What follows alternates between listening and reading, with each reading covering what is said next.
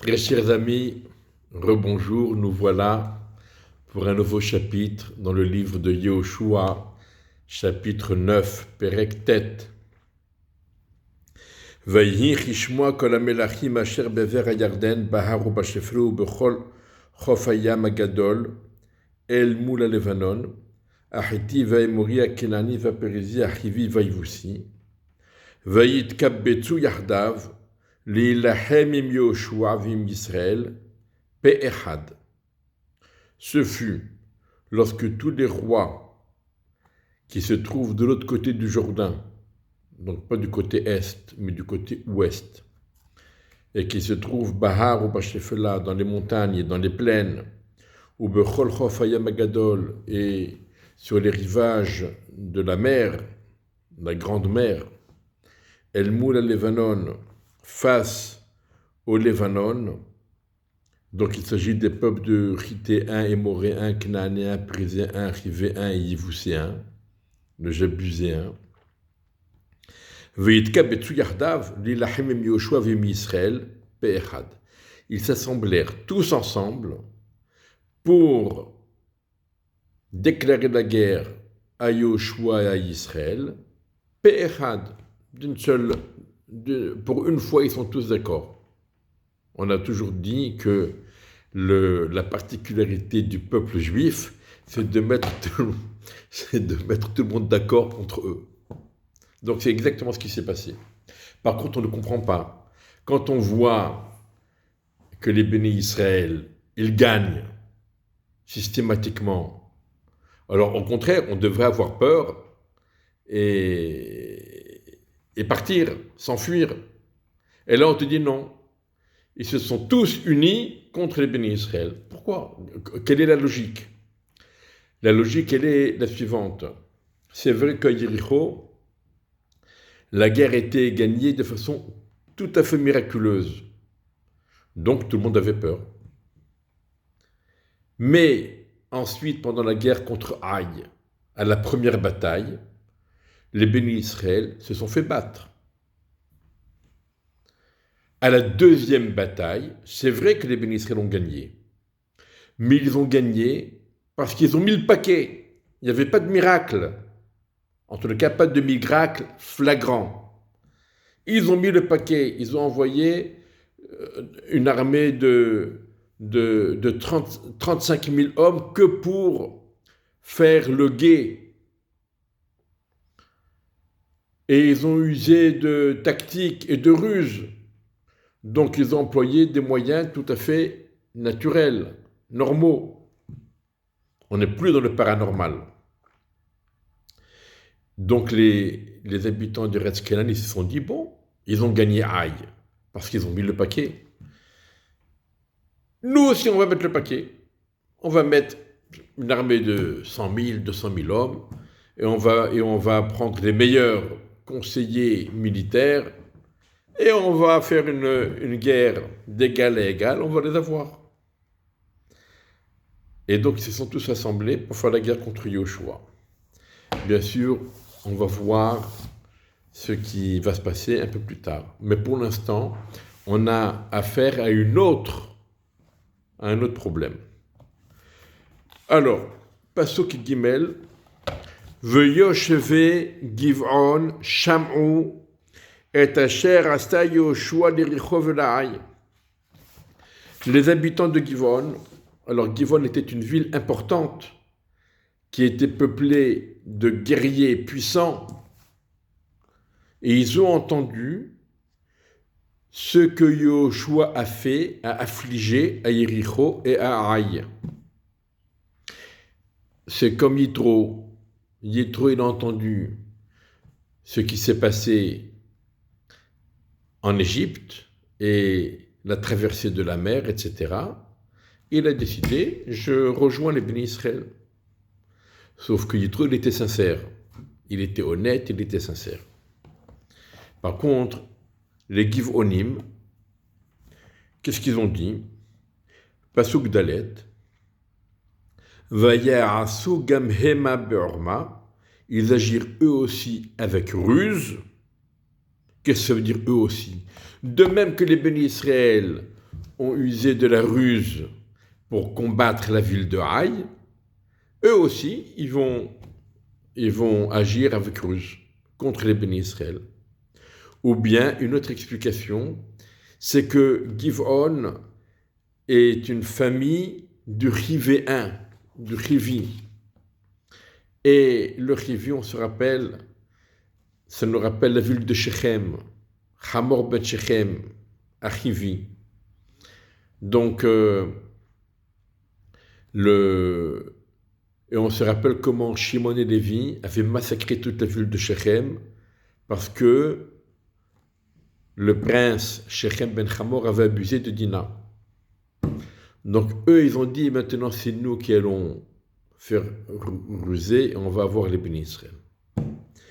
Alors, Vayitztayaru, ils se sont déguisés. Vayikru Sakim Balim, ils ont pris du jute, des vêtements, Sakim Balim la Hamorem, ça veut dire des couvertures en jute qui étaient usées jusqu'à la trame pour les ânes. Venodot Yayin Balin et des outres de vin qui étaient complètement usées. Vukaim, Tsorarim, elles étaient trouées, et elles étaient Metsorarim, ça veut dire il y avait des petits points de moisissure, blanc, vert, etc. Un'alot, balot, tullaot, des sandales usées et rapiécées, beraglem, à leurs pieds.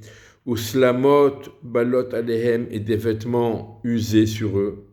Vechol lehem tzedam, et tout le pain, la nourriture qu'ils avaient pris avec eux pour le chemin.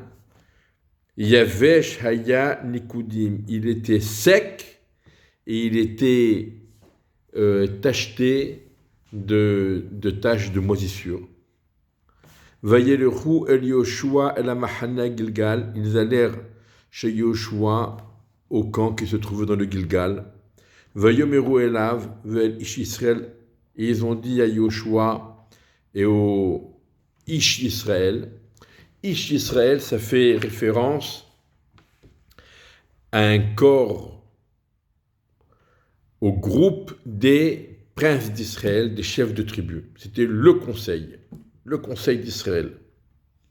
Ils se sont présentés devant Yoshua et le conseil. Et qu'est-ce qu'ils ont dit ? Mais Eretz Rechoka Banu, nous venons d'une terre, d'un pays lointain. Ve'ata kirtu lanu berit, et maintenant contracter une alliance avec nous. Vayomer ish Israël el Hivi, alors les premiers à réagir, c'est le conseil qui était présent aux côtés de Yoshua, Ish Israël. Ils ont dit au Rivéen. Alors, Givon, comme on a vu, les gens de Givon étaient issus du peuple Rivi. Et ils vont utiliser avec la ruse. Or, n'oublions pas que Rivi en araméen, c'est un nahash. Rivia, c'est le nahash, c'est le serpent. Comme ça, on traduit en araméen le serpent, nahash. En français, c'est le serpent. En hébreu, c'est nahash. Et en araméen, c'est Rivia. Rivi, c'est un peuple qui se comporte comme un serpent. Et qu'est-ce qu'il dit à propos du serpent ? Vanahash haya'arum. Le serpent, il était rusé. Donc ils ont dit au Givonim, au Rivéen, Oulay bekirbiat yoshev, peut-être que tu habites ici, en Israël, en Canaan, et comment je vais contracter avec toi une alliance ? On n'a pas le droit de contracter des alliances avec les 7 peuples cananéens. Donc, ils ont soupçonné qu'il y avait peut-être une ruse. À l'époque, il n'y a pas la carte d'identité et le passeport pour savoir d'où on vient. Donc, ça, c'est Ish Israël, ça veut dire c'est le conseil qui s'adresse à eux. Vayomeru el Yoshua, mais eux, ils n'ont pas répondu. à ceux qui leur ont posé des questions, ils se sont adressés directement à Yoshua. Avadecha anachnu, nous sommes tes serviteurs. Bon. Ils n'ont pas répondu à la question qu'on leur a posée. Donc Yoshua, Vayomer Elem Yoshua, Yoshua leur a dit, Miatem, ou Me'ayin tavou, qui êtes-vous et d'où vous venez? Vayomeru Elav, Pasuk tête, ils lui ont dit, Me'eretz rechoka banu, nous venons d'un pays lointain.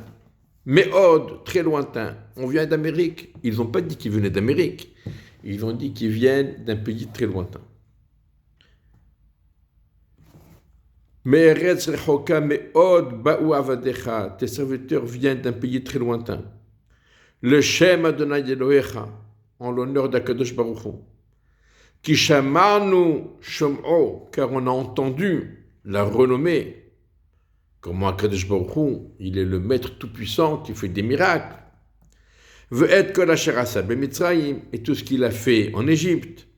Ve'et kol asher asa lishne malchei ha'emori asher be'ver ha'Yarden, et tout ce qu'il a affligé aux deux rois émoréens qui se trouvaient de l'autre côté, côté est du Jourdain.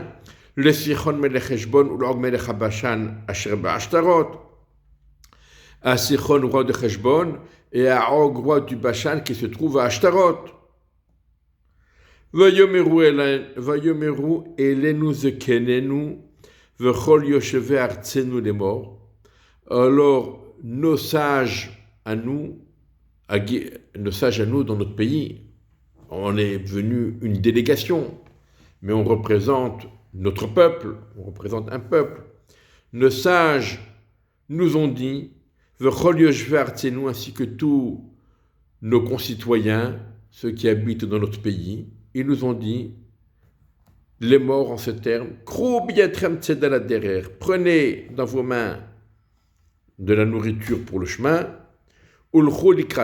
allez à leur rencontre, et vous leur direz, nous sommes vos serviteurs, et maintenant contractez avec nous une alliance. Voici notre pain.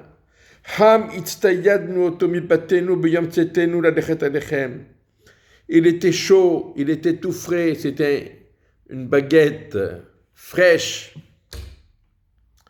que nous avons pris de nos maisons le jour où nous sommes sortis pour aller vers vous. Et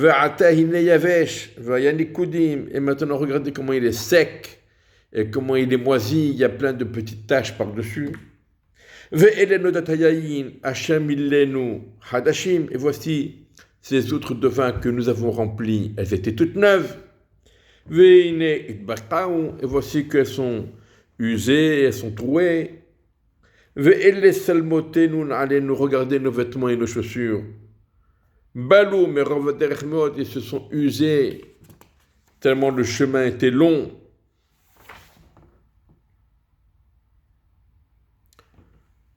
Ils n'ont pas répondu à la question « Qui vous êtes et d'où vous venez ?» On vient d'un pays très lointain, c'est pas une réponse. Dis-moi, je viens d'Amérique, je viens du Mexique, est-ce que je sais? Je viens peut-être d'Afrique du Sud, du Soudan, j'en sais rien. Dis d'où tu viens, qui tu es. Ils n'ont pas répondu. Ils ont fait du blablabla, comme on dira. Ils ont noyé le poisson dans l'eau. Et voici ce qui s'est passé. Pasuk Yudalet, verset 14. Vadikru ha'anashim mitzedam. Vet pi Adonai lo sha'alu. Les hommes, ça veut dire le conseil, avec Yoshua. Yoshua est le conseil des princes. Ils ont pris mitzedam, comme on a dit à propos de Esav, qui tsayid befiv. Il avait le gibier dans sa bouche, ça veut dire il savait ruser et piéger les gens et les tromper. Donc, Vaikru Anashim Metzetam, ça veut dire ils ont gobé leur bobard. Vetpi Hashem lo shalou. Et ils n'ont pas demandé l'avis d'Akadosh Baruch Hu.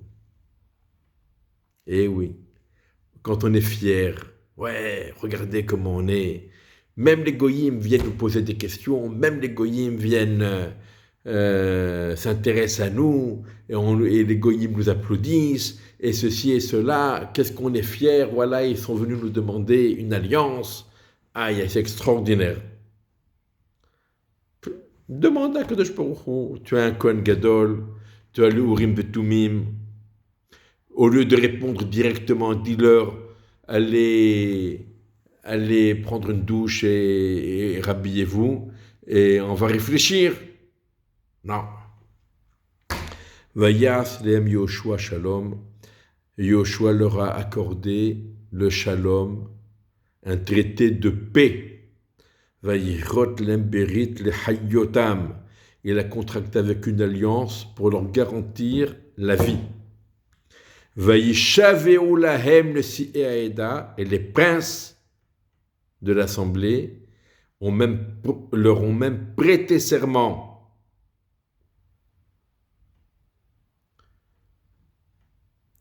Et puis, on retombe sur ses pattes. Vayi miktseh shloshet yamim, haria shakartu lam berit. Ce fut au bout de 3 jours après avoir contracté avec eux l'alliance. Vayishmeu, ils ont entendu la bonne nouvelle. Ces gens-là ne viennent pas de si loin. Ils sont tout proches. Au Bekir Bohem Yoshvim, ils habitent au sein même de Eretz Kenan. Ce sont des Cananéens, des Givonim, issus de la famille du Chivi. Les Ben Israël donc voyagèrent et ils arrivèrent à leur ville le 3e jour. Ve'arem Givon, ve'Kefira, u'Erod, ve'Kiryat Yarim. Et leur ville, au pluriel, c'était Givon, Kefira, Be'erot et Kiryat Yarim.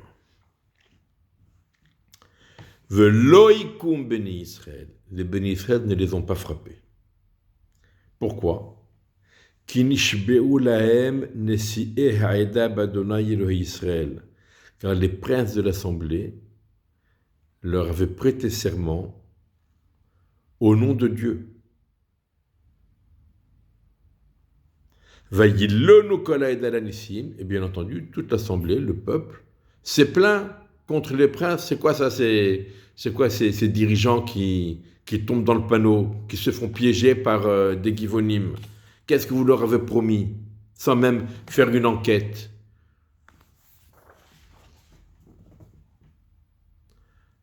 Vayomeru kol hanesim el kol ha'eda. Alors les princes, ils ont dit à l'assemblée, Anachnu nishbanu lahem b'Adonai Elohei Israël. Nous leur avons prêté serment au nom de Dieu. Ve'ata lo nuchal lingoa bahem. Et maintenant, nous ne pouvons pas leur porter atteinte. Alors, on pourrait se poser la question, pourquoi? C'est vrai qu'ils ont prêté serment, mais à tort, parce qu'ils ont été trompés. Quand quelqu'un il prête serment parce qu'il a été trompé, alors on peut annuler le serment. Alors pourquoi les princes ils ont dit non, on ne peut pas annuler le serment? Tout simplement parce que c'est un chilul Hashem. Même si légalement parlant, selon la halakha stricte, on peut annuler ce serment qui a été prêté à tort, parce qu'on a été trompé, mais que vont dire les gens? Les gens vont dire, voilà, les Juifs, ils promettent, ils s'engagent, ils jurent, ils prêtent serment, et après ils font n'importe quoi. Et pire que cela, ils ont même juré au nom de Dieu, et ils s'en fichent, ils font n'importe quoi. Donc pour éviter ce chilul Hashem, d'une part, et pour faire un kiddush Hashem, montrer combien nous respectons Akadosh Baruch Hu, et si on s'est engagé au nom d'Hachem, même après avoir été trompé, eh bien, on tient notre engagement. Ça, c'est une première explication. Et on peut y rajouter qu'il y avait ici aussi un sentiment de culpabilité. Ça veut dire à partir du moment où on a mal agi, parce qu'on n'aurait pas dû s'engager tout de suite, on aurait dû prendre le temps de réfléchir, demander au Urim Vetumim, au Kohen Gadol, voir qu'est-ce qu'Hachem nous dit de faire, au lieu de s'engager tout de suite. Donc ils ont dit, on va assumer. Donc on va montrer qu'on tient nos engagements, on va assumer, mais on va les faire souffrir. Et eux aussi, parce qu'ils nous ont trompés, ils vont en souffrir. Zot na'ase lahem vahayeotam. Verset Chaf, numéro 20. Voici ce que nous allons leur faire. On va les laisser vivre, on va leur garder la vie sauve. Et qu'il n'y ait pas de colère à cause du serment que nous leur avons prêté. Alors les princes leur ont dit, Yehyu, qu'ils vivent, ils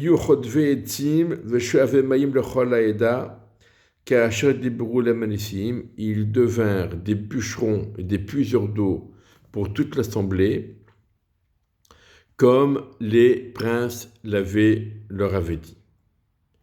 Ça veut dire, tant que tout le peuple d'Israël est réuni en un seul camp, donc jusqu'à ce qu'on fasse la conquête, qu'on termine la conquête et le partage des terres, donc tant que toute l'assemblée est réunie dans un camp, vous serez les fournisseurs d'eau et de bois. Vayikra lem Yoshua, vaydaber alem les morts. Yoshua les a appelés, il s'est adressé à eux, il leur a dit, Lama rimitem otanu, les morts, rechokim anachnu mikem meod, ve'atem bekirbenu yoshvim.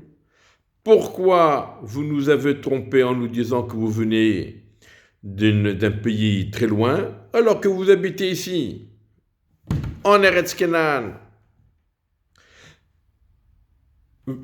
Ve'ata arurimatem, et maintenant vous serez maudits. Ve'lo yikeret mikem eved chodvetzim b'shaveh mayim lebet Elohai. Et vous serez toujours, ça ne s'arrêtera jamais. Vous serez des esclaves, des bûcherons et des puiseurs d'eau pour le temple.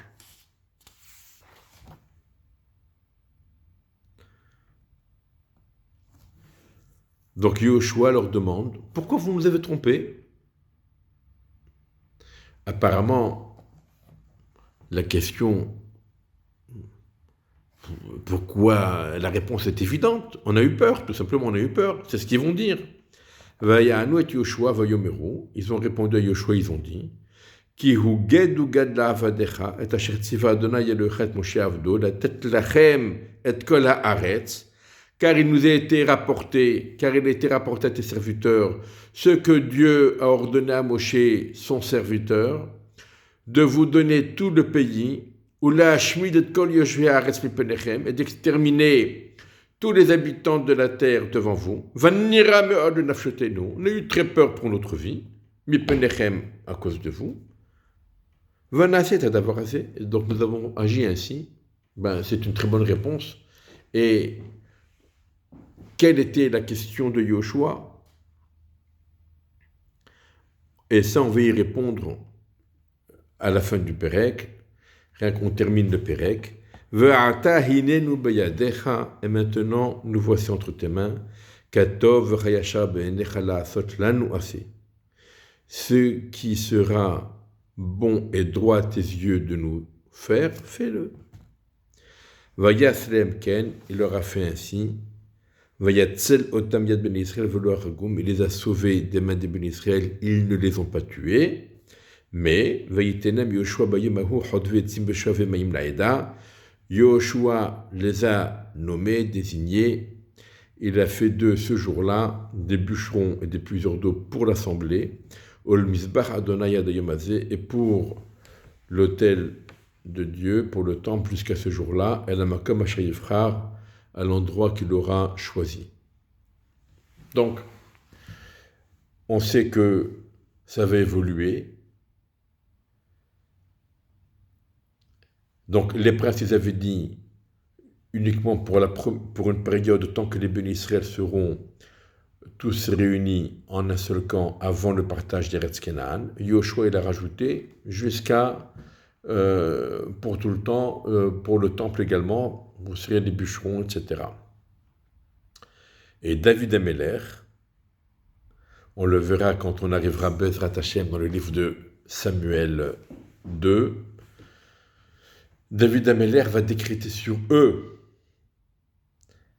qu'ils seront interdits de mariage avec les bénis Israël parce qu'ils vont faire preuve d'une cruauté qui les rend, qui les disqualifie.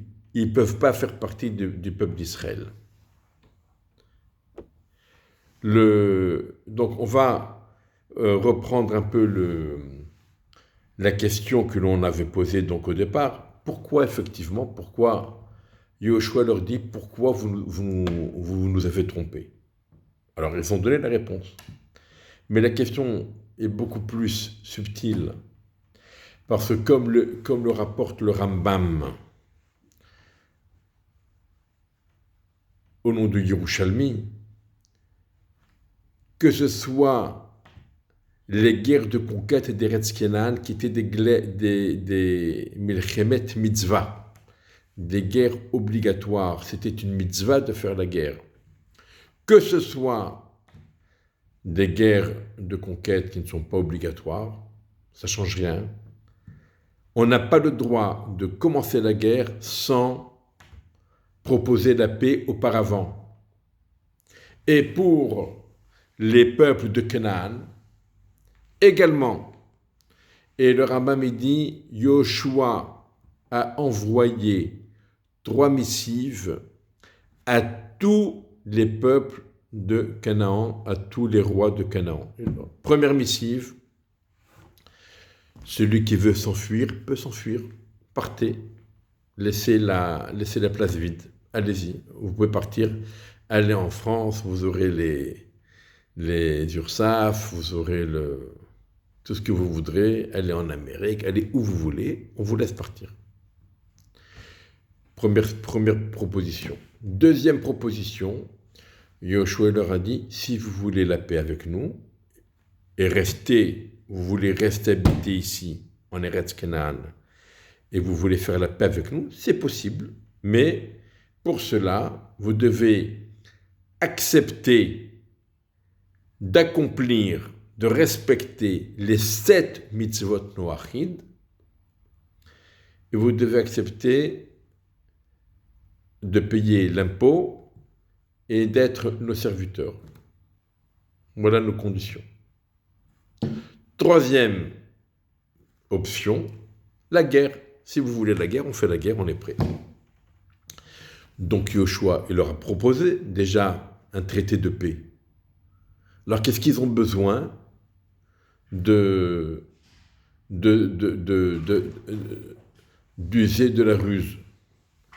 Donc en fait, il y a 2 explications. Il y a l'explication du Rambam et l'explication du Ramban. Alors le Rambam, lui, il explique qu'il y a eu une erreur. Au début, quand Yoshua a envoyé ces missives pour donner à chaque peuple l'option qui lui conviendrait, ils ont dit on fait la guerre. On fait la guerre. Quand ils ont vu que les bénis Israël, ils ont massacré Yericho et Haï, ils ont dit peut-être que ce n'était pas la bonne solution. Mais ils ont dit, si on a déjà déclaré la guerre, on ne peut pas revenir en arrière, faire marche arrière. Ça y est, on avait la possibilité de choisir, on a choisi, on a fait le mauvais choix. Et donc, ils se sont dit, si jamais on envoie un nouveau courrier à Yoshua pour lui dire, on veut la paix, ils ont dit, c'est trop tard, on ne peut plus. Donc, ils ont fait semblant de venir d'ailleurs, de très loin, et de chercher une alliance. Voilà, ça c'est l'explication que donne le Rambam. Le Ramban, lui, il propose autre chose. Il dit qu'en vérité, ils auraient très bien pu accepter le traité de paix proposé par Yoshua aux habitants de Canaan, mais dans ce cas, ils devaient accepter les 7 mitzvot noachid, plus l'impôt, plus une servitude. Alors que si jamais on fait un traité de paix, un contrat, une alliance, comme deux peuples égaux, amis, alors on n'est pas soumis à toutes ces conditions. C'est ça qu'ils ont voulu gagner. Finalement, ils ont eu leur traité de paix, on leur a garanti la vie sauve, c'est vrai, mais ils sont devenus des bûcherons et des puiseurs d'eau.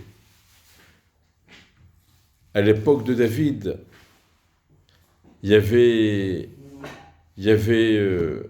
une grande famine, et David Améler, il ne savait pas qu'est-ce qui se passait, c'était pour quelle faute. Et le prophète a dit à David Améler, Al Shaoul v'al Yiradamim.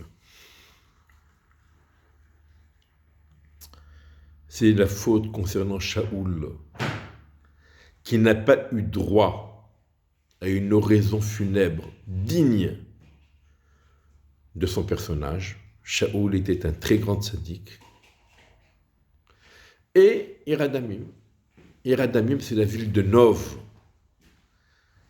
qui a été habitée par les Kohanim.